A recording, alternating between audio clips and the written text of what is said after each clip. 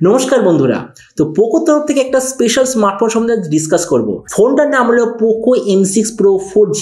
এই স্মার্টফোনটা কয়েকদিনের মধ্যেই ইউরোপের মার্কেটে লঞ্চ হবে। তো এই জন্য আমার মনে হচ্ছে যে হয়তো এটা ইন্ডিয়া, বাংলাদেশ এইসব মার্কেটে লঞ্চ হতে পারে। তো এই জন্য এই ভিডিওতে আমরা ডিসকাস করবো এই যে পোকো M6 Pro 4G বলে যে স্মার্টফোনটা আসতে চলেছে, এটার পুরো স্পেসিফিকেশান, প্রাইস আর যে দামে এটা আসবে, তো সেই দামে এটা কি সবচেয়ে ভালো ডিভাইস হবে কি হবে না, এই ভিডিওতে আমরা এটা সম্বন্ধে আলোচনা করব। তো চলো শুরু করছি ভিডিওটা কোনো সময় নষ্ট না করে। আপনি যদি গ্যাজেটাল বাংলা চ্যানেলে প্রথমবার আসেন আর এরকম বাংলা টেক ভিডিও ডেইলি দেখতে চান, তাহলে গ্যাজেটাল বাংলা চ্যানেল সাবস্ক্রাইব অবশ্যই করে নেবেন। তো প্রথমে আলোচনা করবো এই স্মার্টফোনটার ডিজাইন সম্বন্ধে।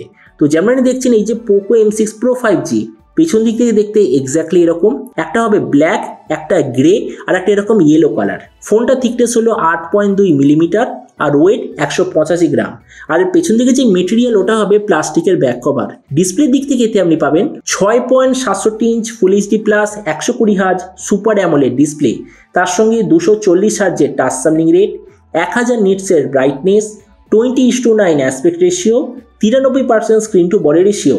ডিসপ্লের যে প্রোটেকশন সেটা হলো গোরিলা গ্লাস 5-এর ডিসপ্লে প্রোটেকশন, আর তার সঙ্গে ডলবি ভিশনের সার্টিফিকেশন। তার মানে সোজা কথা বলতে গেলে প্রাইস পয়েন্ট হিসেবে যে ডিসপ্লেটা সত্যিই খুব ভালো। প্রসেসরের দিক থেকে এতে আপনি পাবেন হিলিও G99 আলট্রা প্রসেসর। ক্যামেরার দিক থেকে আছে 208:2 এর রিয়ার ক্যামেরা, তার সঙ্গে 16 মেগাপিক্সেলের সেলফি। এই যে রিয়ার ক্যামেরা, ওটার সঙ্গে আপনি পাবেন OIS এর অপশান। এই যে ফোনটা অনেক ধরনের র্যাম আর স্টোরেজ অপশানে আসবে, কিন্তু স্টার্টিং হবে 128 GB থেকে। র্যামের কোয়ালিটিটা LPDDR4X, মেমোরিতে আছে UFS 2.2, যেটার সঙ্গে হাইব্রিড কাস্টওয়াটের অপশান। ব্যাটারির দিক থেকে 5000 mAh ব্যাটারি, সঙ্গে 67 ওয়াটের চার্জার, আর কানেক্টিভিটি হলো USB Type-C।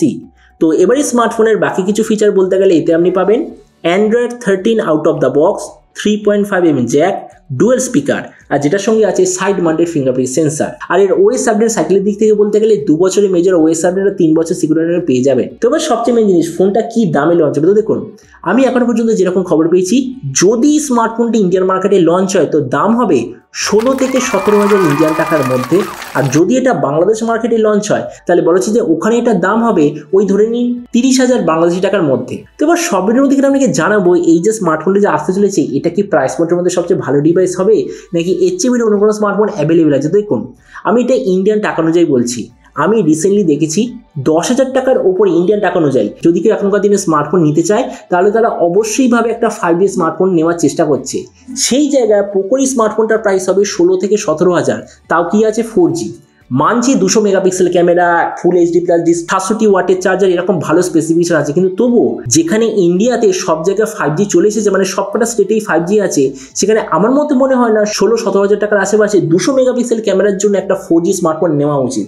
কেননা আপনি যে একটা স্মার্টফোন নেয়, অবভিয়াসলি কয়েক মাস পর তো সেল করে দেবেন না, অন্তত 2-3 বছর ব্যবহার করবেন। তো সেই হিসাবে আমার মতে মনে হয় এই স্মার্টফোনটা অত বেশি জাস্টিফাইড হবে না। তো এবার আপনি যে কোনো অবশ্যই জানাবেন এই যে পোকো তরফ থেকে নতুন স্মার্টফোনটা যে আসতে চলেছে, এটা স্পেসিফিকেশন দেখে আপনার কি মনে হয়, আর যে দামে এটা আসছে তো সেই দামে আমি কিনে নিতে চান, নাকি অন্য কোনো স্মার্টফোন আপনি চুজ করতে চান, এটা সম্বন্ধে আমার বলতে আমাকে একদমই ভুলবেন না।